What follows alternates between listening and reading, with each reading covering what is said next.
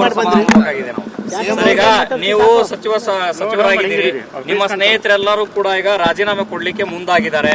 ನಮಗೆ ಸಚಿವ ಸ್ಥಾನ ಸಿಕ್ಕಿಲ್ಲ ಅಂತಂದೇಳಿ ಅವ್ರಿಗೆ ಏನ್ ಹೇಳಕ್ ಬಯಸ್ತೀರಿ ಸರ್? ಅದು ಎಲ್ಲರೂ ಸಚಿವರಾಗಬೇಕು ಅಂತ ಬಯಸೋದು ರಾಜಕೀಯ ಧರ್ಮ.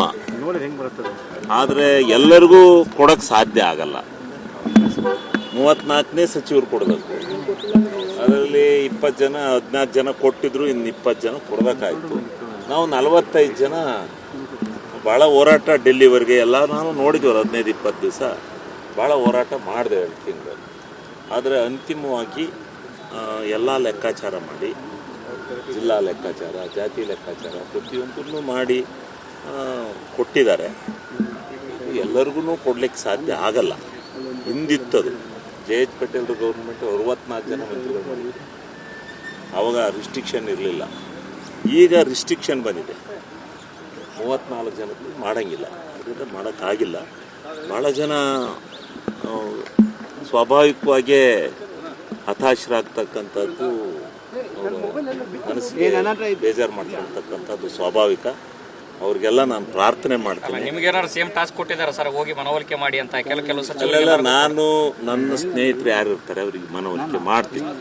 ಇರುತ್ತಪ್ಪ, ನಾವು ಎಲ್ಲ ಹೋದ್ ಸಾರಿ ಹಂಗೆ ಅಂದ್ಕೊಂಡಿದ್ದು. ಮುಂದೆ ಕಾಯೋಣ. ಇಷ್ಟಕ್ಕೆ ರಾಜಕಾರಣ ಮುಗಿಲಿಲ್ಲ. ಮುಂದೆ ನಾವೆಲ್ಲ ಒಟ್ಟಾಗಿ ಪಕ್ಷ ಕಟ್ಟಿ 28ಕ್ಕೆ ಮತ್ತೆ ಸರ್ಕಾರ ತಂದು ಈಗ ಆಗಿರೋರು ಯಾರಿದ್ದಾರೆ ಅವ್ರನ್ನೆಲ್ಲ ಬಿಟ್ಟು ಮುಂದಕ್ಕೆ ಹೊಸಬ್ರಿಗೆ ಕೊಡೋವಂಥ ಒಂದು ನಿರ್ಣಯನ ಪಾರ್ಟಿಲಿ ತೆಗೆದುಕೊಂಡು ಹೋಗೋಣ, ಒಟ್ಟಿಗೆ ಹೋಗೋಣ, ಪಾರ್ಟಿ ಕಟ್ಟೋಣ ಅಂತಕ್ಕಂಥದ್ದನ್ನು ಅವರಲ್ಲಿ ನಾನು ಮನವಿ ಮಾಡ್ತೀನಿ. ಸಿದ್ದರಾಮಯ್ಯನವರು ಸಾಕಷ್ಟು ಅಸಮಾಧಾನವನ್ನು ಹೊಂದಿದ್ದಾರೆ, ಪ್ರಮಾಣ ವಚನ ಕಾರ್ಯಕ್ರಮಕ್ಕೆ ಬಂದಿಲ್ಲ. ಸಿದ್ದರಾಮಣ್ಣವರ ಅಸಮಾಧಾನ ಏನಿಲ್ಲ. ಸಿದ್ದರಾಮಣ್ಣವರು ಹೇಳಿದಂಥವ್ರು ಎಲ್ಲರಿಗೂ ಸಚಿವ ಸ್ಥಾನ ಸಿಕ್ಕಿದೆ. ಅಸಮಾಧಾನ ಏನಿಲ್ಲ. ಯಾವುದೋ ಆ ಸಂದರ್ಭದಲ್ಲಿ ಒಂದು ಚಿಕ್ಕ ಘಟನೆ ನಡೆದದ್ರಿಂದ ಅವ್ರ ಮನಸ್ಸಿಗೆ ಸ್ವಲ್ಪ ಬೇಜಾರಾಗಿ ಇದಕ್ಕೆ ಬರಲಿಲ್ವೋ ಹೊರತು ಇನ್ಯಾವುದೂ ಅಲ್ಲ. ಅದು ಸಿದ್ದರಾಮಯ್ಯನವರು ಯಾವುದೋ ಒಂದು ಸಣ್ಣ ಒಂದು ವಿಚಾರ ನಡೀತು.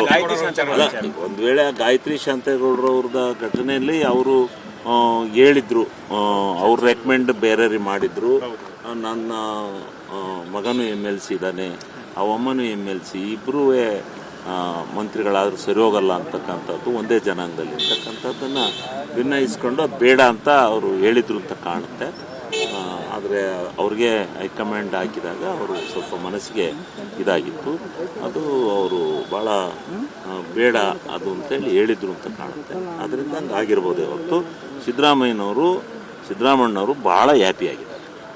ನಾವು ಎಲ್ಲ ರಾತ್ರಿ ಎಲ್ಲ ಮಾತಾಡಿದ್ದೀವಿ.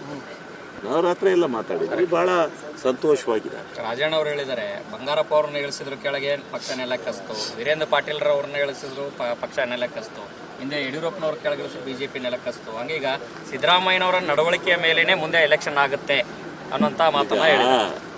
ಅದು ಈಗಲೇ ಯಾಕೆ ಅದು ಊಹೆ ಮಾಡ್ಕೊಳ್ಳೋಣ? ಅವರೇ ಹೇಳಿದಾರಲ್ಲ ಸರ್. ಅಲ್ಲಲ್ಲ, ಅವ್ರು ರಾಜಣ್ಣವರ ಅಭಿಪ್ರಾಯ ಅವ್ರು ಹೇಳಿರ್ಬೋದು. ನಾವು ಈಗ ಯಾಕೆ ಅದನ್ನು ಕೆಟ್ಟದಾಗಿ ಪರಿಭಾವನೆ ಮಾಡ್ಕೋಬಾರ್ದು. ಯಾವತ್ತು ಪಾಸಿಟಿವ್ ಆಗಿರ್ಬೇಕು ಹೊರತು ನೆಗೆಟಿವ್ ಆಗಿರಬಾರ್ದು. ನೋಡೋಣ, ಮುಂದೆ ಕಾದ್ ನೋಡೋಣ. ರಾಜೀನಾಮೆ ಕೊಡ್ತೀನಿ ಅಂತ ಅಕ್ಸೆಪ್ಟ್ ಮಾಡೋ ಸರಿ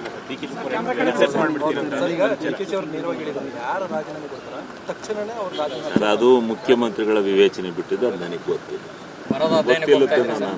ನಾಳೆ ನಮಗೆ ಒಂದು ಮುಖ್ಯಮಂತ್ರಿಗಳು ನಿನ್ನೆ ಕ್ಯಾಬಿನೆಟ್ನಲ್ಲಿ ಟಾಸ್ಕ್ ಕೊಟ್ಟಿದ್ದಾರೆ. ನಮ್ಮ ಜಿಲ್ಲೆನಲ್ಲಿ ನೀವು ಹೋಗಿ 7 ತಾಲೂಕಿನಲ್ಲಿ 8 ತಾಲೂಕಿನಲ್ಲಿ ಬರ ಪರಿಹಾರ ಮತ್ತು ಏನು ಮಳೆ ಹಾನಿ ಉಂಟಾಗಿದೆ, ಅದರಿಂದ ಫ್ಲಡ್ನಲ್ಲಿ ಏನಾಗಿದೆ ಅದರ ಬಗ್ಗೆ ಪೂರ್ಣ ವರದಿನ 2-3 ದಿವಸದೊಳಗಡೆ ನಮಗೆ ಸರ್ಕಾರಕ್ಕೆ ತಲುಪಿಸ್ಬೇಕು.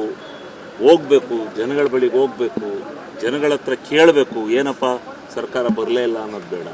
ಬರ ಪರಿಹಾರದಲ್ಲಿ ಏನು ಹಿಂದಿನಿಂದ ಏನು ನಡ್ಕೊ ಬಂದಿದೆ ಅದನ್ನು ನಾವು ಮಾಡಲೇಬೇಕಾಗುತ್ತೆ. ಕೇಂದ್ರ ಮತ್ತು ರಾಜ್ಯ ಸರ್ಕಾರಗಳು ಒಟ್ಟಿಗೆ ಬರನ ನಿಭಾಯಿಸಬೇಕಾಗುತ್ತೆ. ಕೇಂದ್ರ ಸರ್ಕಾರದ ಜವಾಬ್ದಾರಿನೂ ಇದೆ ಇಲ್ಲಿ. ರಾಜ್ಯ ಸರ್ಕಾರದ್ದು ಹೇಳಿ ಬಂದಿಲ್ಲ ಬರ. ಕೇಂದ್ರ ರಾಜ್ಯ 2 ಸರ್ಕಾರಗಳ ಜವಾಬ್ದಾರಿ ಇಲ್ಲಿದೆ.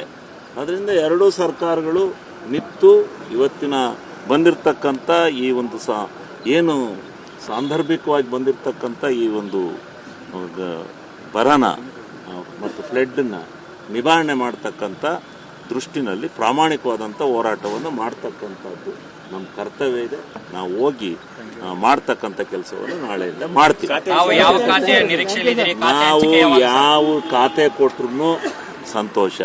ಮುಖ್ಯಮಂತ್ರಿಗಳ ವಿವೇಚನೆ, ಅವ್ರು ಯಾವ್ದು ಕೊಡ್ತಾರೆ ಅದನ್ನ ನಿಭಾಯಿಸ್ತಾರೆ. ಹಿಂಗೆ ಹೇಳ್ತಾರೆ ಸರ್, ನಿಮ್ಮ ಒಂದು ಆಸಕ್ತಿ ಕ್ಷೇತ್ರ ಅಂತ ಇರುತ್ತಲ್ಲ. ಅಲ್ಲ, ಆಸಕ್ತಿ ಕ್ಷೇತ್ರ ನಾನು ಹೆಚ್ಚಿಗೆ ಹೋರಾಟ ಮಾಡ್ತಾ ಇದ್ದದ್ದು ವಿಧಾನಸೌಧದಲ್ಲಿ ಕೃಷಿ ಬಗ್ಗೆ, ರೈತರ ಬಗ್ಗೆ ನಂದು ಯಾವಾಗಲೂ ಒಂದು ಕ್ವಶನ್, ಒಂದು ಸೆಷನ್ ಒಳಗೆ ಇದ್ದೇ ಇರೋದು. ಕೊಬ್ಬರಿ ಇದು ಎಲ್ಲದ್ರ ಬಗ್ಗೆ ನಾನು ಹೋರಾಟ ಮಾಡ್ತಾ ಇದ್ದೆ. ಅದ್ರ ಬಗ್ಗೆ ಕೃಷಿ ಅನ್ನೋದು ನನ್ನ ಸಬ್ಜೆಕ್ಟ್. ಅದು ನಾನು ರೈತಾಪಿ ಕುಟುಂಬದಿಂದ ಬಂದಿದ್ದೀನಿ. ಬಿಟ್ಟು ಯಾವುದು ನಾನು 2 ಗಂಟೆ ಬಜೆಟ್ ಮೇಲೆ ಭಾಷಣ ಮಾಡ್ತಿದ್ದೆ. ಫೈನಾನ್ಸ್ ಬಗ್ಗೆನೇ ಇಡೀ ರಾಜ್ಯದ, ಇಡೀ ದೇಶದ ಬಜೆಟ್ನ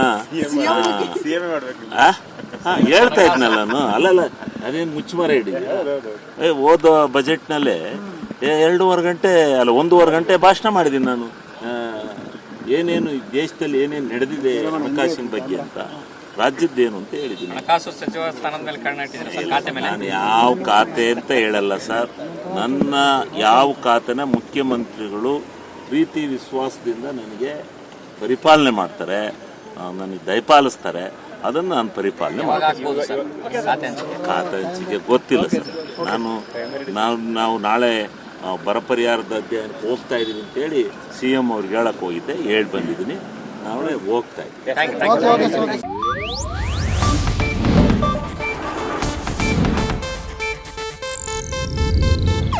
ಇದು ಏಷ್ಯಾನೆಟ್ ನ್ಯೂಸ್ ನೆಟ್ವರ್ಕ್ ಪ್ರಸ್ತುತಿ.